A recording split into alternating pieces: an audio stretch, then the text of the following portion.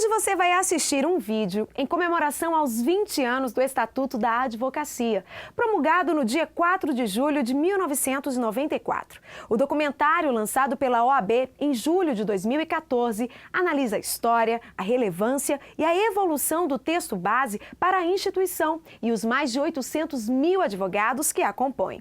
Personagens essenciais na construção da Lei 8.906 relembram o passo a passo do texto. Este vídeo é uma produção do Centro de Memória da OAB. Confira agora!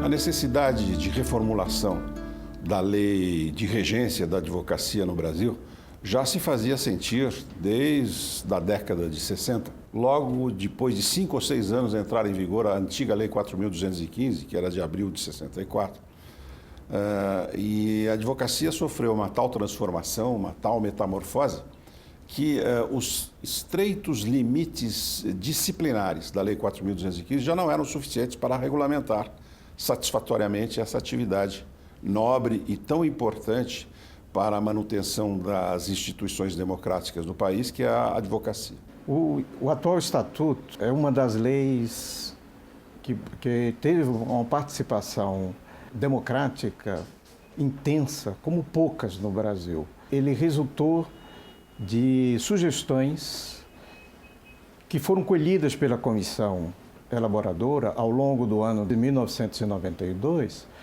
em todos os estados brasileiros, junto às OABs, às caixas de assistência, os sindicatos, associações e pessoas comuns do povo. Quando houve a apresentação e elaboração do projeto, houve uma reunião com o Dr. Ulisses e nós então conversamos que o Dr. Ulisses assinaria o projeto de lei como primeiro firmatário e os demais assinariam e eu ficaria reservado para ser o relator na Comissão de Justiça. E aconteceu. O projeto entrou no Congresso, imediatamente foi para a Comissão de Justiça, foi distribuído para mim como relator e eu comecei o trabalho de relatoria, tentando exatamente fazer um entendimento global na Câmara. Quem trabalhou muito nesse projeto, durante a sua tramitação, foi o Luiz Carlos Sigmaringa Seixas, que era deputado, e o deputado Mírio Teixeira, do Rio de Janeiro. Quando nós, na década de 90, na minha gestão no Conselho Federal, olhamos para este quadro, para esta tela da advocacia, nós encontramos uma realidade muito diferente. Nós encontramos uma advocacia pública de grande musculatura, já à margem de qualquer regramento, à margem de qualquer disciplina. Eram os procuradores municipais, os procuradores do Estado, os procuradores da União, antes da estruturação, tal como está hoje, da Advocacia Geral da União. Então era um outro largo e importantíssimo trecho da advocacia que se encontrava na anomia. Foi uma luta muito grande da Ordem dos Advogados do Brasil, junto ao Congresso Nacional e depois junto ao Poder Executivo, porque lá nosso maior desafio é que essa lei fosse sancionada sem veto, o que de fato aconteceu.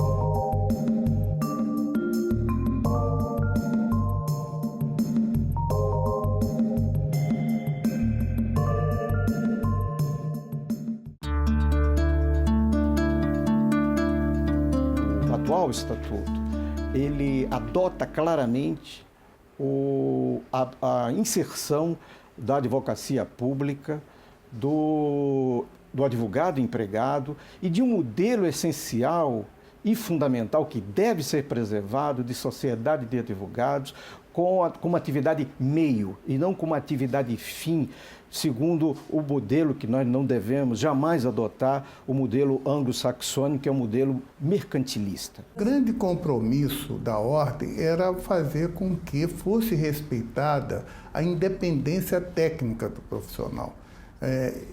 Era comum, e ainda é, infelizmente, em algumas empresas públicas, né, que o advogado, às vezes, é forçado a dar um parecer que, na realidade, ele não deveria dar. Por quê? Porque ele fica com medo até de perder um emprego. E foi um avanço no sentido da definição da participação do advogado em todos os setores da sociedade. Então, havia uma preocupação de, por exemplo, se fixar um limite de horário de trabalho do advogado, definir melhor a questão dos honorários de sucumbência dos advogados empregados, né? Essa questão das horas extras, tudo isso não tinha no estatuto anterior. Foi exatamente esta parte do advogado empregado que eu tenho a impressão que foi a que deu mais trabalho para ser feito e aquela que teve maior repercussão e era uma exigência maior da categoria dos advogados brasileiros. Era preciso reconhecer o valor maior da advocacia, que não é só o vínculo com o seu contratante, mas, sobretudo, a independência do profissional. E ali foi muito clara, reconhecendo esses fenômenos dos advogados empregados, advogados de partido, que tem um lado, mas garantindo a ele, ao trabalhar nesse lado, a independência profissional. Então, essa questão do exame de ordem foi uma grande conquista, porque até a edição do Estatuto, como é que funcionava? Né? Os estudantes de Direito faziam suas matérias de prática forense nas faculdades e pedia que a ordem mandasse um representante para supervisionar essa prática forense, mas que nem sempre essa supervisão era eficiente. No atual Estatuto, a obrigatoriedade desse exame é uma forma de você colocar no mercado pessoas que estão, pelo menos, têm um mínimo de preparo para cuidar dos bens mais preciosos da vida do cidadão, que é a liberdade, a honra e o patrimônio.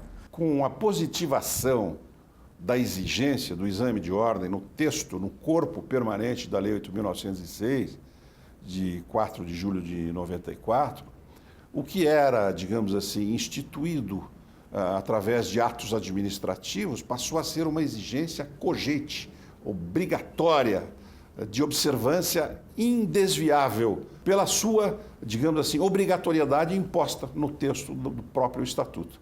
Então, eu considero isso um grande avanço e um gesto de defesa aos direitos da cidadania e da advocacia. O exame de ordem sucedeu aquilo que era, nas faculdades, o estágio profissional. Porque hoje a formação na Faculdade de Direito é exigido para vários outros tipos de atividade, fiscais, policiais, etc., etc., que são exigidos uma qualificação em direito, mas não necessariamente para advogados. Logo, não se pode exigir que os cursos de direito sejam voltados exclusivamente para a formação de advogados. Eles são formados também, são organizados especificamente também para a formação de advogados. Daí por que a exigência do exame. Justiça no Brasil, e tão carente ainda de justiça, ela é efetivada através do que nós chamamos das carreiras jurídicas. Ministério Público, magistratura e advocacia. A magistratura é qualificada pelo concurso. O Ministério Público é qualificado pelo concurso. Por que não ser qualificada a defesa?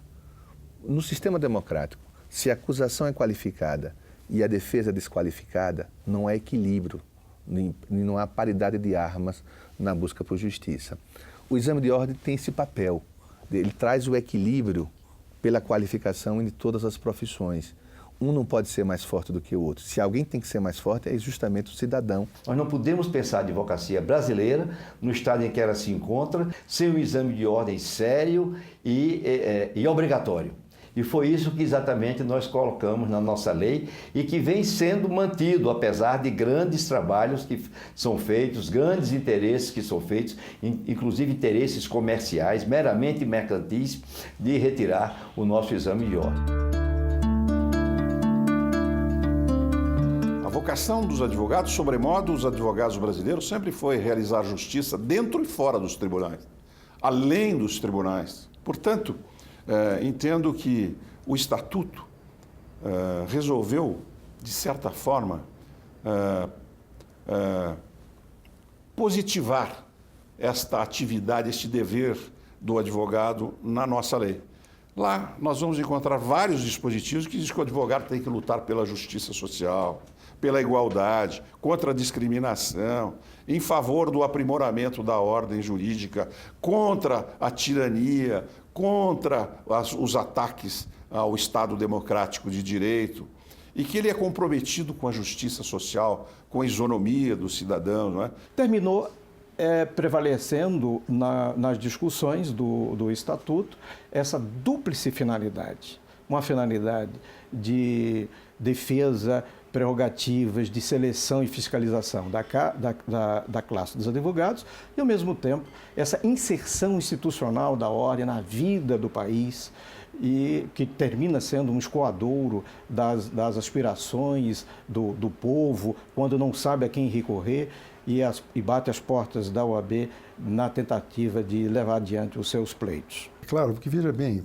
quando se fala em prerrogativas do advogado como questão número 1, eu colocaria as prerrogativas do advogado como questão número 2. Ela não é autônoma, ela não foi oferecida aos advogados. Ela exatamente, as prerrogativas foram oferecidas para garantir a defesa do direito do cidadão.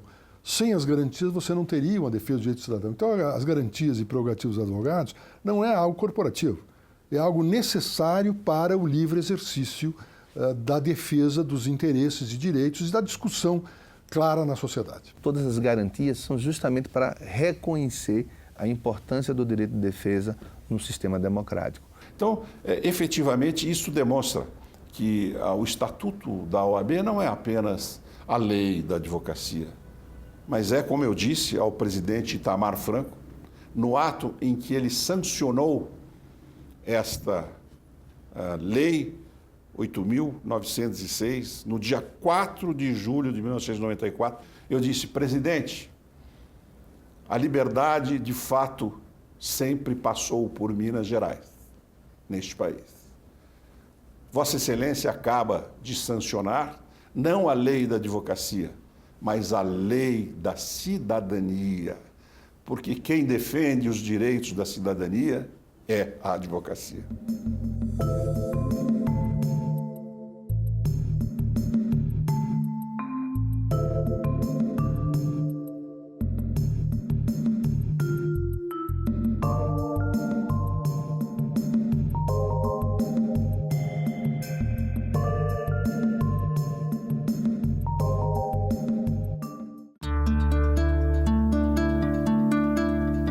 O atual estatuto avançou sobremaneira na questão do capítulo destinado ao advogado empregado, disciplinou melhor, de forma mais justa, a questão das incompatibilidades e impedimentos, né? Tivemos também uma uniformização da inscrição na OAB. Eu entendo que nesses 20 anos ela se mostrou, em primeiro lugar, um instrumento eficiente de defesa do exercício, do livre exercício profissional. As garantias, ou seja, as garantias para assegurar o exercício dos direitos, inclusive o reconhecimento da indispensabilidade do advogado. Nós entendemos que essa lei, que foi uma lei bem recebida em todos os setores, que demonstrou o seu perfeito funcionamento e hoje, 20 anos depois, é uma lei que tem a perfeita atualidade, porque defende o advogado com vistas à proteção do exercício da advocacia, que em última análise é a proteção da cidadania e dos direitos difusos, dos direitos coletivos e dos direitos individuais. Mudou a compreensão que o próprio advogado teve da advocacia ao reconhecer que nós somos simultaneamente cidadãos e advogados, que advocacia e cidadania são palavras sinônimas. E a lei da advocacia diz isso. O advogado, no seu mistério, ele exerce uma função pública, uma função social. A lei reconheceu o que a história fez por nós e que nós fizemos pela história. E por hoje é só. Você pode acompanhar mais informações e notícias no site oab.org.br. A gente se vê na semana que vem. Tchau!